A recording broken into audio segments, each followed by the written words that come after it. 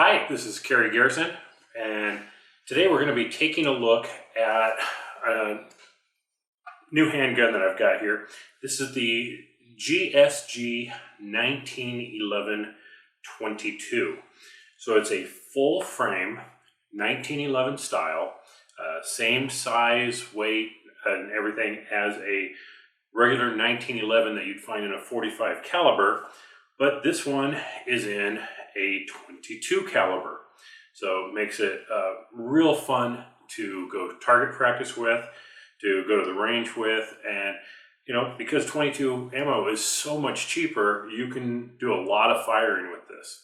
So before I get into it, let me just make sure everything's safe. Magazine's clear, chamber's clear, everything's good. So I got this for about $450, $430, I think, somewhere in there. And it's just a fun gun. So 22 ammo is getting back down to the 10, 11, 12 cents a round kind of price point. So it makes it real cheap, real fun to work with. And this 1911 frame means there's virtually no recoil. I mean, this heavy frame fits my full-size hands. I mean, you can see it fits my hands very, very well.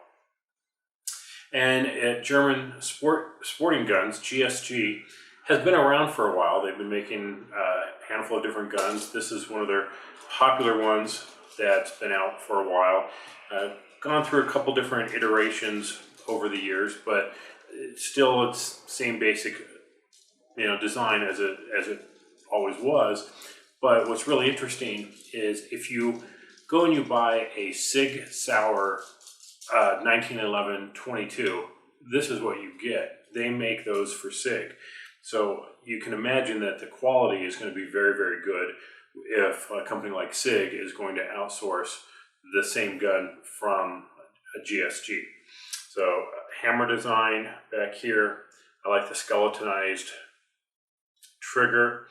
Everything feels very good quality, with the one exception being the safety. It works, there's nothing wrong with it. It's just something about the finish on there makes it feel very plasticky, but it's not. Everything is really actually pretty rugged on here. Taking it apart is very easy. You take out this one screw, then everything kind of pretty much starts to slide out. It's very easy to take down, very easy to clean. Let's talk about the philosophy of use, or the use cases for this. As I mentioned, I got it for a target gun to take to the range, so that I'm not blowing through 50 to 70 cent ammo every time I pull the trigger. I want something that's more affordable to use. I've been finding the Winchester 333 for about 35 bucks, so it's just over 10 cents a round, and I can go through 100, 200, 250 rounds and an outing and have a lot of fun, and I've only spent 25 bucks. So that I really like about this. Self-defense, maybe it's a good gun. It's not a double action, single action. It is a single action only. So you have to rack it to load a cartridge and cock the hammer. But from that point, it's ready to fire. You're going to do some damage with somebody at close range with a 22. I don't care what anybody says. All the people who say that shooting someone with a 22 is just going to piss them off. Well, yeah, it's going to piss them off because, if you hit them in the right spot, they're going to be dead.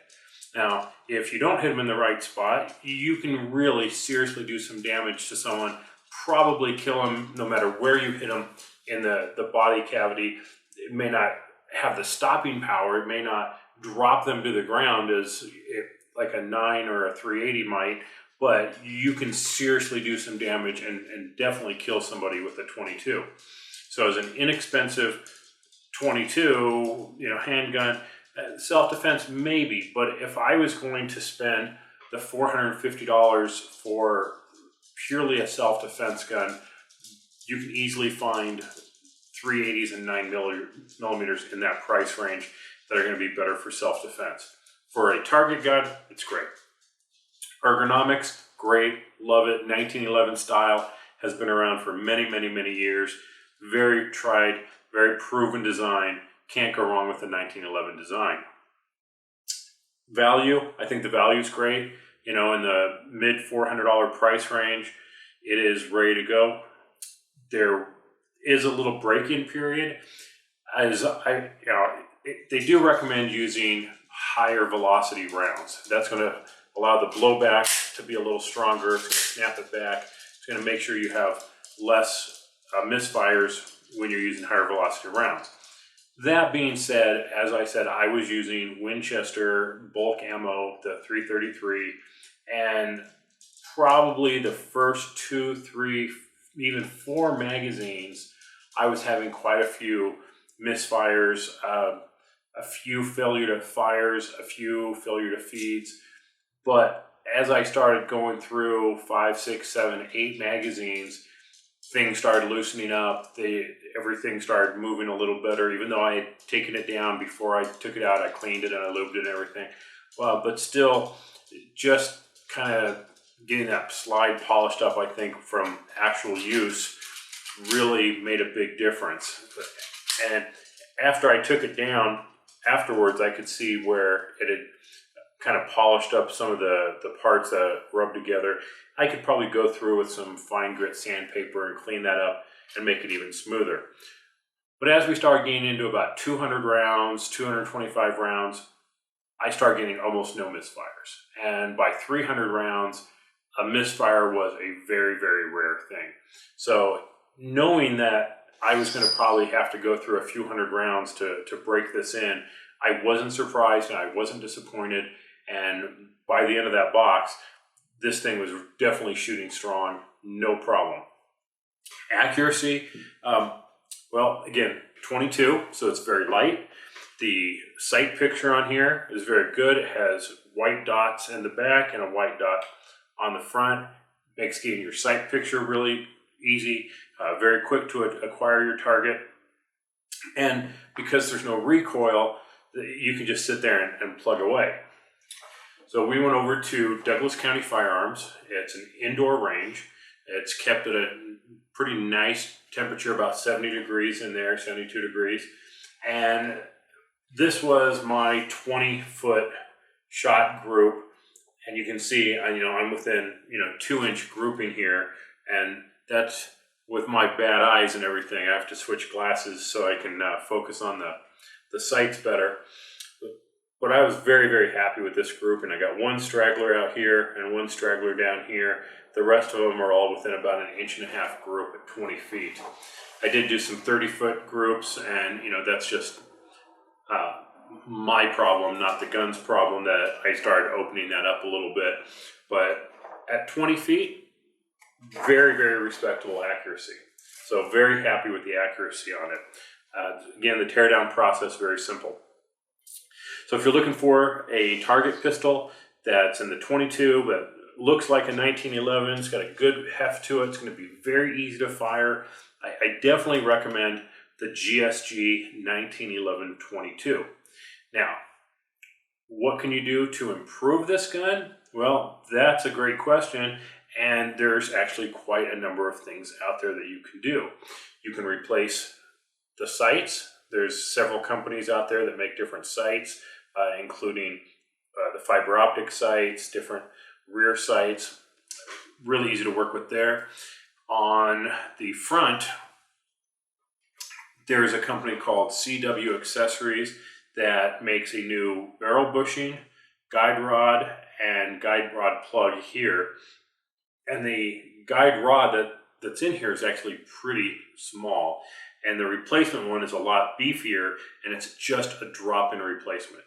So by adding that new control rod, the new barrel bushing, and the guide rod bushing, or the guide rod plug, what you're going to do is you're going to have a nicer action going on here. You're going to have less movement, and the bushing is going to secure to the barrel a little tighter right at the front, so you're going to have less movement there.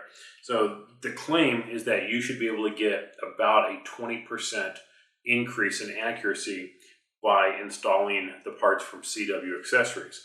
The other thing I'll note is that performance upgrade kit allows you to not have to have this one screw in the front here that even comes with a plug that you can just put back over there.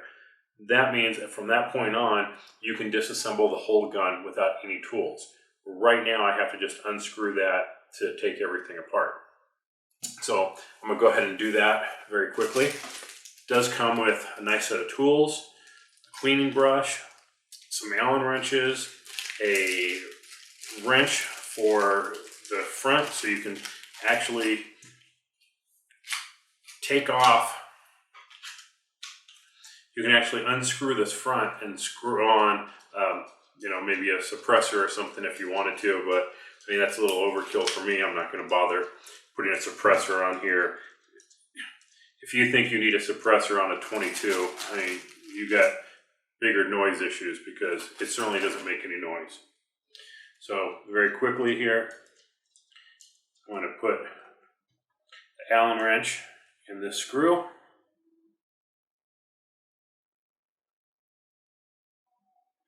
This will be handy because I am going to order that kit so I don't have to have this screw in here. That screw comes out. You move the slide to the take apart location here. It's the first little notch. That comes out. Then we're going to remove the block pin. Everything slides apart very easily.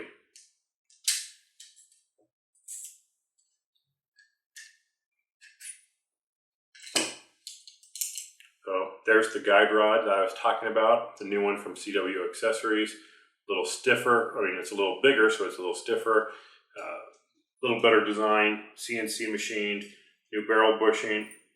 But you can see everything comes apart nice and easily in here. So I'm just going to go ahead and put everything back together very quickly.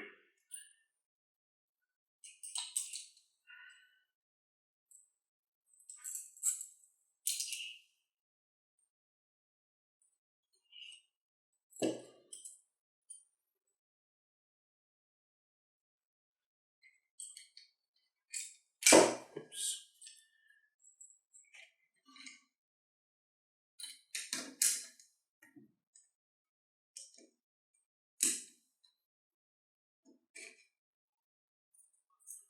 Just the right way. Turn it all the way to the left to take it apart, make sure the spring's on there, turn it all to the right. Everything goes back together.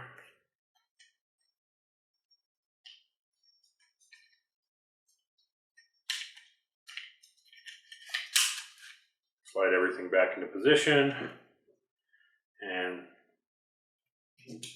put the stop spring back in.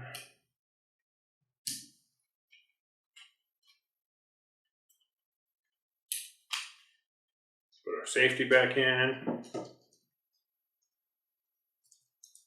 Reinstall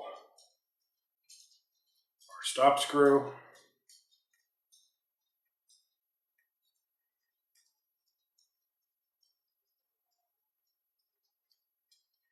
A little monotonous here.